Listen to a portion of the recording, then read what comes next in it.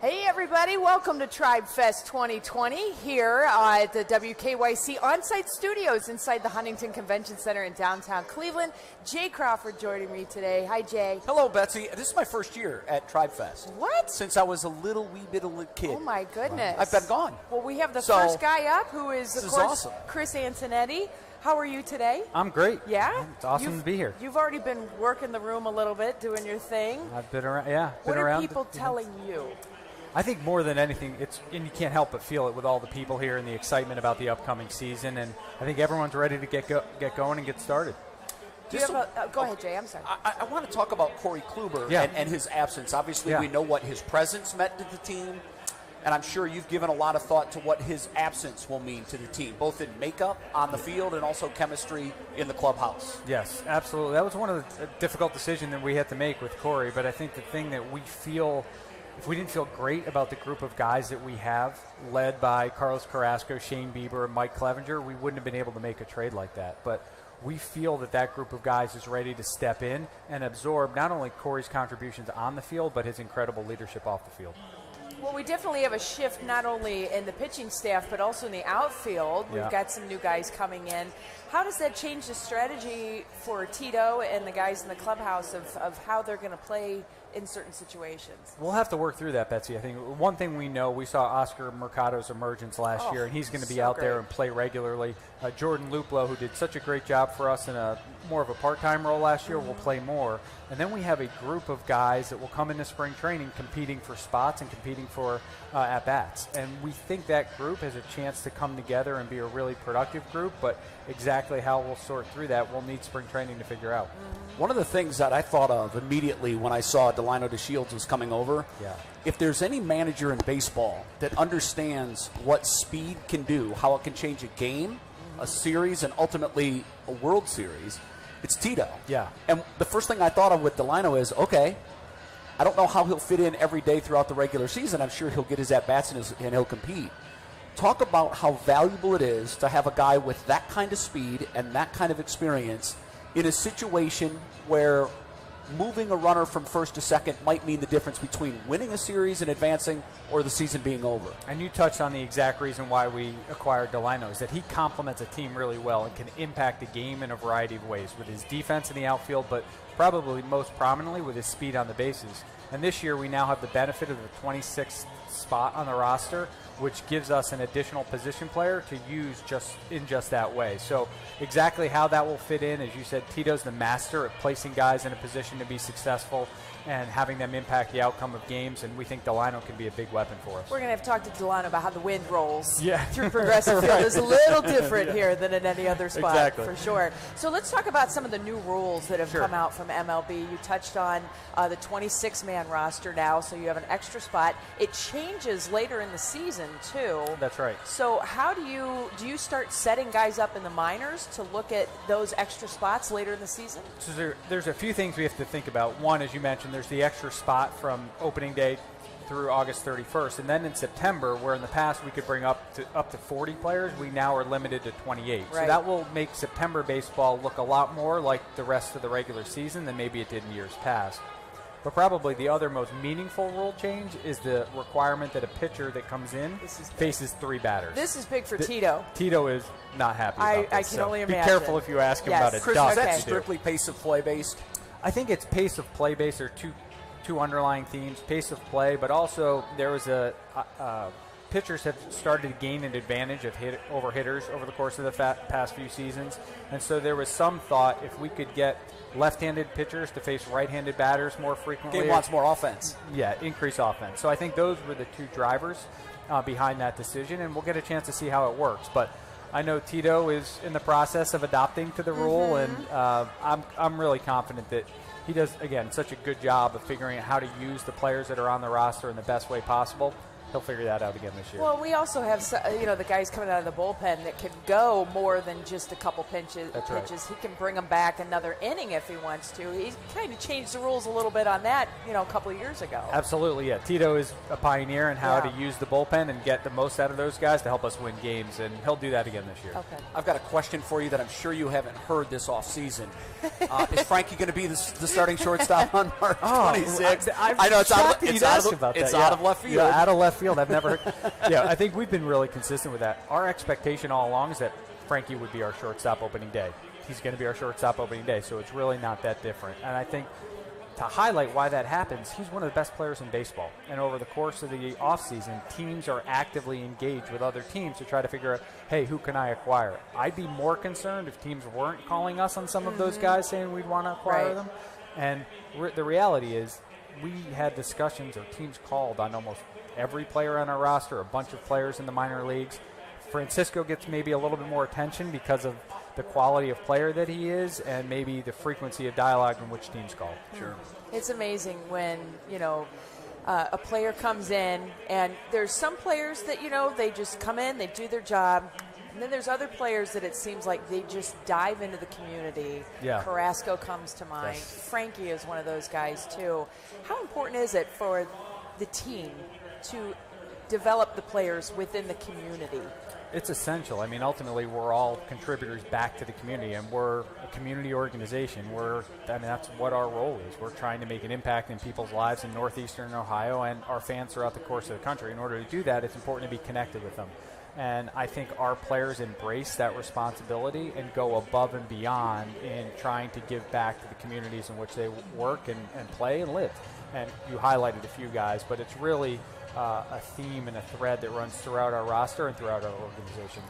Chris, I had a conversation with Paul Dolan about a week and a half ago, and one of the things that I was anxious to discuss with him was ownership and team philosophy when it comes to being a mid to small market team.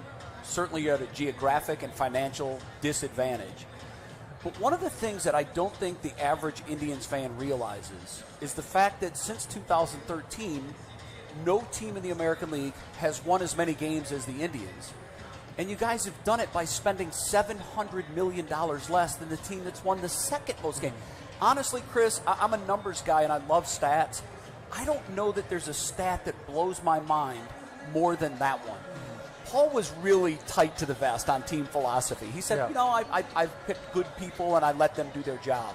But how is that accomplished in today's landscape that you can win the most games in a league over a stretch of 6 seasons by spending so much less? What is the bottom line mission statement? I think in most basically it comes down to people. And the people, we have an extraordinary group of people throughout the organization that are working in the same direction. We don't spend any time on who gets credit, who doesn't, or when things go wrong, no one's pointing fingers. It's how do we figure it out to get better? And we strive to be not only great individually at our jobs, but more importantly as a team and how we work together. And I think what that leads to is we're able to bring in players into the organization that are aligned with that are relentlessly seeking to get better, and then create a great environment for those players to come in and then be the best version of themselves that they can be. And we've seen guys come in as unheralded players like Corey Kluber or Jan Gomes or Michael Brantley or Mike Clevenger or Shane Bieber, guys that may not have been the most prominent at the top of the prospect list, right, but came into our environment and with that group have thrived. In that vein then, if I ask you to split the success ratio, what percent would you say is scouting and drafting based, and what percent would you attribute player development? How does that pie split for you? So it would be really hard to splice that up. I think what we try to be is as good as we can in each of those areas, and as importantly, be integrated. So when players come into the organization, they have a good idea of what to expect. Sure. And we have some things that we look for in players that we try to acquire because we think there are certain types of players that will thrive in our environment when maybe some others might not. So if we dive a little bit, we are like the hot mess of question succession. That's okay. I'm good wherever you go. He's the all numbers over. guy, Yes. and I'm like everything okay, else, great. right? That's fine with me. So when you hear about something like a 6.7 magnitude earthquake in Puerto Rico. Oh. And you know you've got guys who have ties there. Do you start reaching out to them? I know they're hard to get a hold of in the offseason. They don't really want to hear from work. But obviously that's a pretty significant thing, and that's their home, their background, their families. How do you support them? So we exactly what you said, try to reach out to them immediately. We're really fortunate to have Carlos Baerga, who's exceedingly well connected to that community. Sandy Alamar's also has great ties to Puerto Rico and still maintains those. So almost before we could even reach out, Carlos had already sent us, hey, we've already checked in with these players. Here are the guys I've been able to reach. Here are the players, or here are the players and families that we haven't yet been able to reach. And then from there, we try to think about how can we best support them, making sure they and their families are okay. Right. It's got to be a scary thing, especially because they aren't always in Puerto Rico when something would happen. You think about Hurricane Maria, and there's various things. So that's part of that team philosophy. It's really difficult, and in that case, our players were here, and their families were back home, and they weren't able to reach them for long stretches of time. And so I think maybe sometimes we can lose perspective a little bit that these are real people with real families and real challenges. Yes, they're asked to go out and perform on a big stage every night, but when they come back, they have the same realities that a lot of other people do. Did you have players, Chris, that were in peril, that lost a lot? So certainly in Maria, we were fortunate most recently that most of our players and staff, while they may have experienced some power outages and things like that, there wasn't significant damage. Right. Thank goodness. So let's talk about the American League Central, because on paper, you can make the case that the Indians suffered substantial losses, and Kluber, Kipnis has moved on. There were some additions. Yeah. But the Twins, who were already arrived last year, were made significantly better, and the White Sox improved too. When you look at the Central on paper before you go to spring training, how does it shape out in your mind? Yeah, those teams are really good teams. I think that, as you highlighted, the Twins won 101 games last year, bringing back a lot of those guys and made some significant additions this offseason. So we expect them to be good. And the White Sox had a really good group of young players and have now added a lot of talent to that. So we expect it to be a really competitive division, but we feel like we're ready for that competition and are up to the challenge. Well, what about the Astros? Yeah. What did something happen with them recently? Something. There was just some shadiness going on. Yeah. Okay. When you look back and you go, okay, did you suspect anything? So it's hard to say. I think there's always rumors in baseball and other sports about things that are happening, whether it's the NFL, Major League Baseball, NBA. All those teams talk about that all the time, but you never pay a ton of attention to it because it's really hard to substantiate.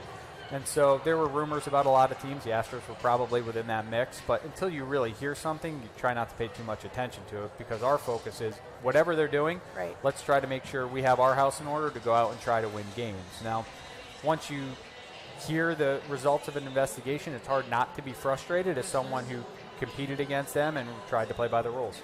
That's fine. That's a great answer. But I want to point out he's good at this. Chris, you're very good.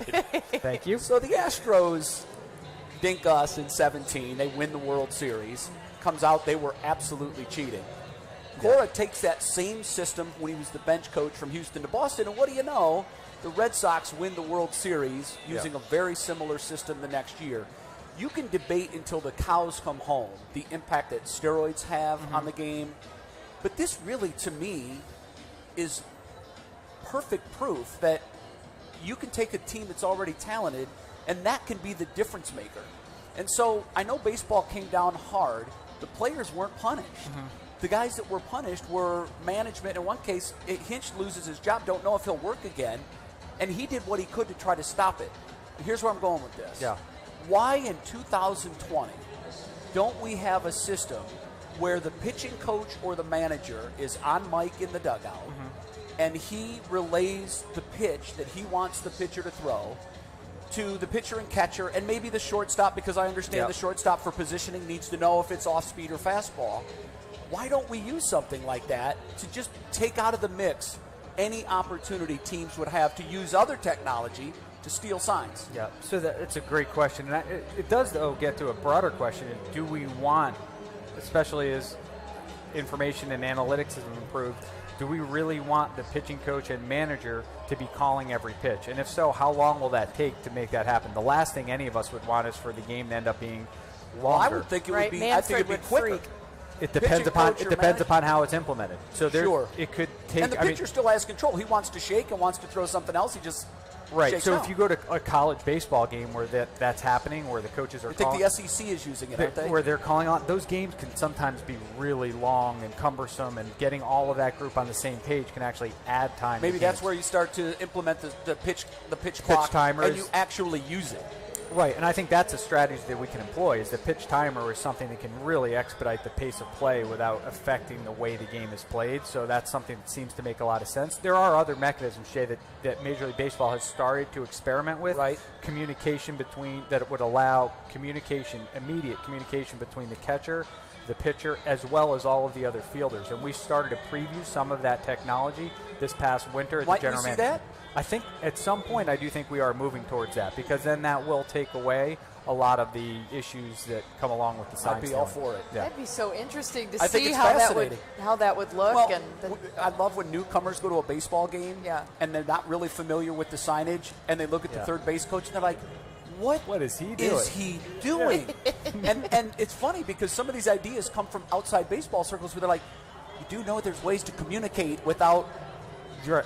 Exactly. And you can do it quicker. Yeah. You can you don't have to go through the sequence. The pitcher, in fact, the hitter doesn't have to come out of the box to check down every time. That's right. He Yeah, can there get are the other signal ways. from And the I third think base coach while he's in the box. The good news is I think Major League Baseball is starting to explore some of those Good. options. I'm glad to hear that. Yep. who are you excited to watch this season?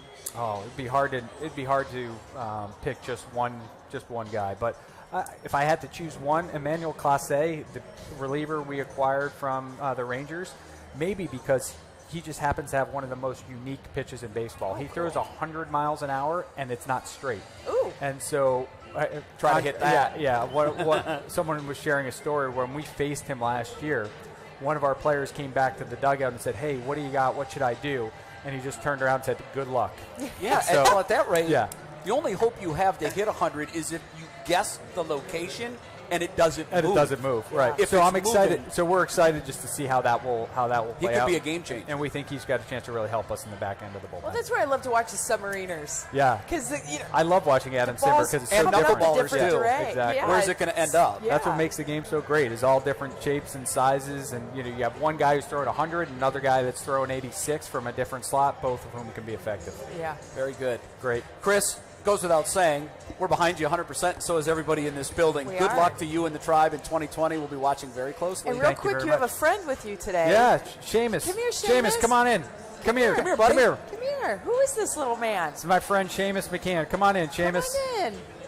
There you go. You want to put on here? Come here. You can put on the He's headset a for a second. shadow. Come here. Hi, Seamus. Can you hear us? Yeah, a little easier. Yeah. Seamus, where do you go to school? Emerson and Lakewood.